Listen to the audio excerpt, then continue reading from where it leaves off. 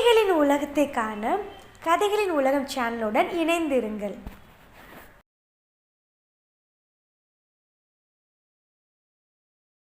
ஒரு காட்டுல ஒரு சின்ன குளம் ஒன்று இருந்துச்சு.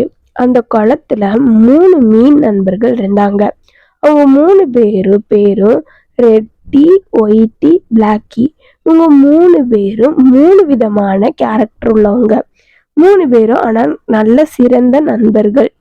முதலாவது ரெட்டி ஏதாவது ஒரு பிரச்சனை வர்றதுக்கு முன்னாடியே அந்த இடத்துல இருந்து தப்பிச்சு போகணும்னு விரும்புவா. அது மாதிரி ஏதாவது ஒரு ப்ராப்ளம் இருந்தா அதுல இருந்து தப்பிச்சுக்கிருவா.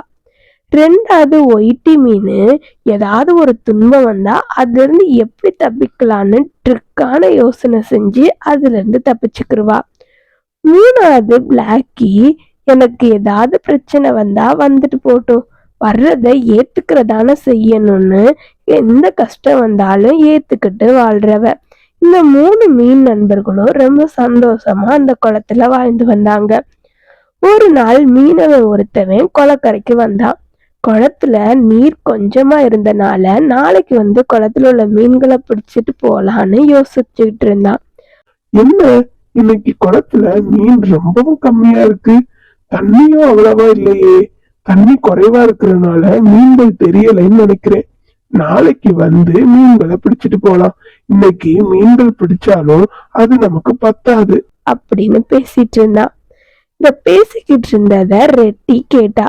இத கேட்டு தன்னோட நண்பர்களுக்கு போய் சொல்லணும்னு வேகமா போய் 2 நண்பர்களையும் கூப்பிட்டா. நண்பர்களே, பிளாக்கி, ஒயிட்டி, நம்ம ரொம்ப கவனமா இருக்கணும். நாளைக்கு மீனவன் நம்மளெல்லாம் பிடிச்சிட்டு போறான்.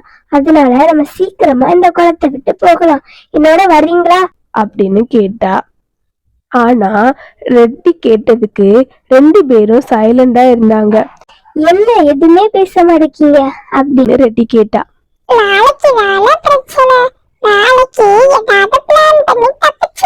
அப்படின்னு ஒயிட்டி சொன்னா. பிளாக்கி, எனக்கு எந்த கஷ்டம் வந்தாலும் நான் ஏத்துக்கிற போறேன், அதனால நான் இங்கதான் இருப்பேன் அப்படின்னு பிளாக்கி சொன்னா. சரி, நீங்க 2 பேரும் எப்படியாவது தப்பிச்சுக்கோங்க. நான் சொல்றத சொல்லிட்டேன். நான் இந்த வாய்க்கால் வழியா வேற இடத்துக்கு போறேன் அப்படின்னு சொன்ன ரெட்டி ஒரு வாய்க்கால் வழியா இன்னொரு குளத்துக்கு போய் தன்னோட உயிரை பொழைச்சுக்கிட்டா, காப்பாத்திக்கிட்டா அப்படின்னு ஒயிட்டி நினைச்சுக்கிட்டு இருந்தா. பிளாக்கி வர்றத வரட்டும், எது வந்தாலும் விதிவசம் அப்படின்னு சும்மா இருந்தா. மறுநாள் விடுந்துச்சு. மீனவன் குளத்துல மீனை பிடிக்கிறதுக்காக வலை வீசினான். உடனே ரெட்டி செத்து போன மாதிரி வலையில அப்படியே படுத்து கிடந்துச்சு. இத பார்த்த மீனவன், இறந்து போன மீன் நமக்கு எதுக்கு, நம்மளே மீன் உயிரோடு எடுத்து வளர்க்க போறோம், இது நமக்கு தேவையில்லாதது அப்படின்னு தூக்கி வீசிட்டான். தூக்கி குளத்துக்குள்ளே வீசின உடனேயே ஒயிட்டி வேகமா அதுல தப்பிச்சு போய் ஒரு இடத்துல ஒளிஞ்சுக்குச்சு.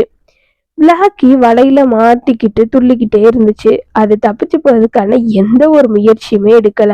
அதனால மீனவன் அந்த பிளாக்கிய தூக்கிட்டு போயிட்டான். 3 மீன்களும் இப்படிதான் தன்னோட உயிரை காப்பாத்திக்கிச்சுங்க. பிளாக்கி சிக்கிக்கிச்சு. இந்த கதையில இருந்து நம்ம என்ன தெரிஞ்சுக்கிறோம்னா, ஒரு சிக்கல் வர்றதுக்கு முன்னாடி தப்பிச்சு கொள்ளணும் இல்லையா. ஒரு பிரச்சனை வந்துருச்சா, அப்ப நம்ம அதுல இருந்து தப்பிச்சுக்கிறதுக்கு என்னதான் பண்ணணும்னு ஒரு முயற்சியாவது எடுக்கணும். எந்த ஒரு முயற்சியுமே எடுக்காம இருந்தோம்னா நம்ம கண்டிப்பா அந்த பிரச்சனைக்குள்ள மூழ்கி போயிடுவோம். நமக்கு துன்பம் தான் வரும். புத்திசாலித்தனமா பிரச்சனைகளை நம்ம கையாளணும். இந்த கதை உங்களுக்கு பிடித்திருந்தால் லைக் பண்ணுங்க, சப்ஸ்கிரைப் பண்ணுங்க, எல்லாருக்கும் ஷேர் பண்ணுங்க.